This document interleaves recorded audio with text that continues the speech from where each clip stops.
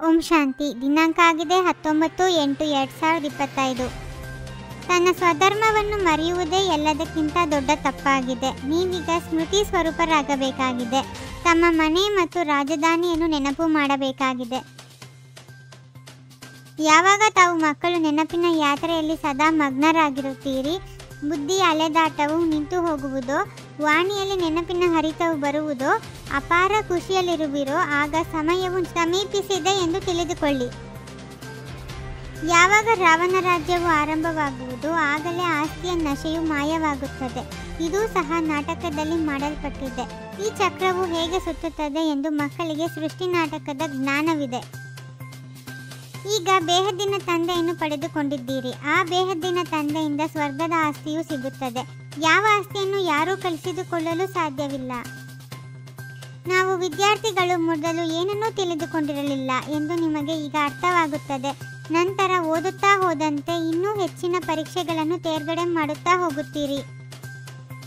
ನಾವು ಓದಿ ಮನುಷ್ಯರಿಂದ ದೇವತೆಗಳು, ಅದರಲ್ಲಿಯೂ ವಿಶ್ವದ ಮಾಲೀಕರಾಗುತ್ತಿದ್ದೇವೆ. ಅಲ್ಲಂತೂ ಒಂದು ರಾಜ್ಯ, ಒಂದೇ ಧರ್ಮವಿರುತ್ತದೆ. ನಿಮ್ಮ ರಾಜ್ಯವನ್ನು ಯಾರೂ ಕಸಿದುಕೊಳ್ಳಲು ಸಾಧ್ಯವಿಲ್ಲ. ತಂದೆಯು ತಿಳಿಸುತ್ತಾರೆ, ಮಧುರಾತಿ ಮಧುರ ಮಕ್ಕಳೇ, ಅರ್ಧಕಲ್ಪಕ್ಕಿಂತಲೂ ಹೆಚ್ಚು ಸುಖವನ್ನು ನೀವು ಅನುಭವಿಸಿದ್ದೀರಿ. ನಂತರ ರಾವಣ ರಾಜ್ಯವು ಆರಂಭವಾಗುತ್ತದೆ.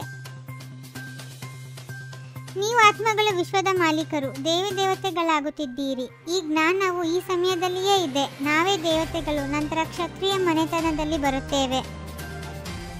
ಚರಿತ್ರೆಯು ಹಳೆಯದರಿಂದ ಮತ್ತೆ ಹೊಸದಾಗುತ್ತದೆ ಎಂಬುದೆಲ್ಲವೂ ನಿಮಗೆ ತಿಳಿದಿದೆ. ಈಗ ಇದು ಪತಿತ ಪ್ರಪಂಚ. ಸತ್ಯಯುಗವು ಪಾವನ ಪ್ರಪಂಚವಾಗಿದೆ. ನಂತರದಲ್ಲಿ ಅನ್ಯ ಧರ್ಮದವರು ಬರುತ್ತಾರೆ. ಕಲ್ಪಕಲ್ಪವೂ ನೀವು ಮನೆಗೆ ಹೋಗುತ್ತೀರಿ. ನಂತರ ಸುಖದ ಪಾತ್ರವನ್ನು ಅಭಿನಯಿಸುತ್ತೀರಿ. ನಾವಾತ್ಮಗಳ ಸ್ವಧರ್ಮವೇ ಶಾಂತಿಯಾಗಿದೆ ಎಂಬುದು ಮಕ್ಕಳಿಗೆ ಮರೆತು ಹೋಗಿದೆ.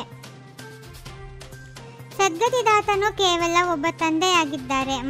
ಯಾರೆಲ್ಲರೂ ಧರ್ಮ ಸ್ಥಾಪನೆ ಮಾಡಲು ಬರುವರೋ ಅವರೆಲ್ಲರೂ ಪುನರ್ಜನ್ಮವನ್ನು ತೆಗೆದುಕೊಳ್ಳುತ್ತಾ ಈಗ ಬಂದು ತಮೋಪ್ರಧಾನರಾಗಿದ್ದಾರೆ.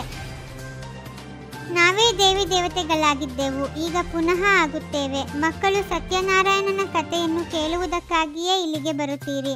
ಯಾವುದರಿಂದ? ನರನಿಂದ ನಾರಾಯಣನಾಗುತ್ತೀರಿ. ಯಾರು ಒಳ್ಳೊಳ್ಳೆಯ ಮಕ್ಕಳಿದ್ದಾರೆಯೋ ಅವರು ಇಲ್ಲಿ ಕುಳಿತಿದ್ದಂತೆಯೇ ವೈಕುಂಠಕ್ಕೆ ಹೊರಟು ಹೋಗುತ್ತಾರೆ. ಬಹಳ ಖುಷಿಯಾಗುತ್ತದೆ. ಈಗ ಸಮಯವು ಸಮೀಪವಿದೆ. ನಂಬರ್ ವಾರ್ ಪುರುಷಾರ್ಥದನುಸಾರ ನೀವು ಆ ಸ್ಥಿತಿಯನ್ನು ತಲುಪುವಿರಿ. ಈಗ ನಿಮ್ಮ ರಾಜಧಾನಿಯು ಸ್ಥಾಪನೆಯಾಗುತ್ತಿದೆ. ಅಂದ ಮೇಲೆ ನೆನಪಿನ ಯಾತ್ರೆಯಲ್ಲಿ ಮಗ್ನರಾಗಿ ಬಿರಬೇಕಾಗಿದೆ. ಯಾರಿಗಾದರೂ ದೃಷ್ಟಿಯಿಂದಲೇ ಬಾಣವು ನಾಟುವಷ್ಟು ಯೋಗದ ಹರಿತವನ್ನು ತುಂಬಿಸಿಕೊಳ್ಳಬೇಕಾಗಿದೆ. ಮುಂದೆ ಹೋದಂತೆ ನಿಮಗೆ ಬಹಳ ಸಾಕ್ಷಾತ್ಕಾರವಾಗುತ್ತಿರುತ್ತದೆ. ತಂದೆಯು ಕಲ್ಪಕಲ್ಪವೂ ಬಂದು ನಮಗೆ ರಾಜಯೋಗವನ್ನು ಕಲಿಸಿ ಮನುಷ್ಯರಿಂದ ದೇವತೆಗಳನ್ನಾಗಿ ಮಾಡುತ್ತಾರೆ.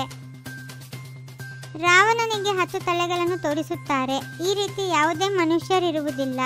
ರಾವಣನನ್ನು ಪ್ರತಿ ವರ್ಷವೂ ಸುಡುತ್ತಾರೆ. ಇದು ಗೊಂಬೆಯಾಟವಾಗಿದೆ. ಜ್ಞಾನ ಬಿಂದುಗಳನ್ನು ಬರೆದಿಟ್ಟುಕೊಳ್ಳುವುದು ಒಳ್ಳೆಯದು. ಭಾಷಣವನ್ನು ಮಾಡುವ ಸಮಯದಲ್ಲಿ ಉಪಯೋಗಿಸಬಹುದು. ಭಾಷಣದ ವಿಷಯಗಳ ಪಟ್ಟಿಯನ್ನು ತಯಾರಿಸಬೇಕು. ಸದಾ ಇದೇ ನಶೆಯಲ್ಲಿರಿ. ನಾವೀಗ ಈ ವಿದ್ಯಾಭ್ಯಾಸವನ್ನು ಮುಗಿಸಿ ಮನುಷ್ಯರಿಂದ ದೇವತೆಗಳು ಅರ್ಥಾತ್ ವಿಶ್ವದ ಮಾಲೀಕರಾಗುತ್ತೇವೆ. ನಮ್ಮ ರಾಜ್ಯದಲ್ಲಿ ಸುಖ, ಶಾಂತಿ, ಪವಿತ್ರತೆ ಎಲ್ಲವೂ ಇರುವುದು. ಈ ತೀರದಿಂದ ಆ ತೀರವನ್ನು ಸೇರಲು ನೆನಪಿನ ಯಾತ್ರೆಯಲ್ಲಿ ಒಳ್ಳೆಯ ಈಜುಗಾರರಾಗಬೇಕಾಗಿದೆ. ಮಾಯೆಯಿಂದ ನೀರು ಕುಡಿಯಬಾರದು. ತಮ್ಮ ಪರಿಶೀಲನೆ ಮಾಡಿಕೊಳ್ಳಬೇಕು. ನೆನಪಿನ ಚಾರ್ಟ್ ಅನ್ನು ಯಥಾರ್ಥವಾಗಿ ತಿಳಿದುಕೊಂಡು ಬರೆಯಬೇಕಾಗಿದೆ. ಪುರುಷಾರ್ಥ ಮತ್ತು ಪ್ರಾರಬ್ಧದ ಲೆಕ್ಕಾಚಾರವನ್ನು ತಿಳಿದು ತೀವ್ರಗತಿಯಿಂದ ಮುಂದುವರಿಯುವಂತಹ ಜ್ಞಾನಪೂರ್ಣ ಭವ. ಪುರುಷಾರ್ಥದ ಮೂಲಕ ಬಹಳ ಕಾಲದ ಪ್ರಾರಬ್ಧ ಮಾಡಿಕೊಳ್ಳುವಂತಹ ಸಮಯ ಇದೇ ಆಗಿದೆ. ಆದ್ದರಿಂದ ಜ್ಞಾನಪೂರ್ಣರಾಗಿ ತೀವ್ರಗತಿಯಿಂದ ಮುಂದುವರಿಯಿರಿ. ಪ್ರಕೃತಿಗೆ ದಾಸ ಆಗುವವರೇ ಉದಾಸರಾಗುತ್ತಾರೆ. ಆದ್ದರಿಂದ ಪ್ರಕೃತಿ ಜೀತ್ ಆಗಿ. ಓಂ ಶಾಂತಿ. 21 ಜನ್ಮಗಳಿಗೆ 21 ಪರಮಾತ್ಮನ ಮಹಾವಾಕ್ಯಗಳನ್ನು ಆಲಿಸಿ ಹಾಗೂ ನಿಮ್ಮದೇ ಆದ ಈ ಚಾನೆಲ್ಗೆ ಲೈಕ್ ಮಾಡಿ.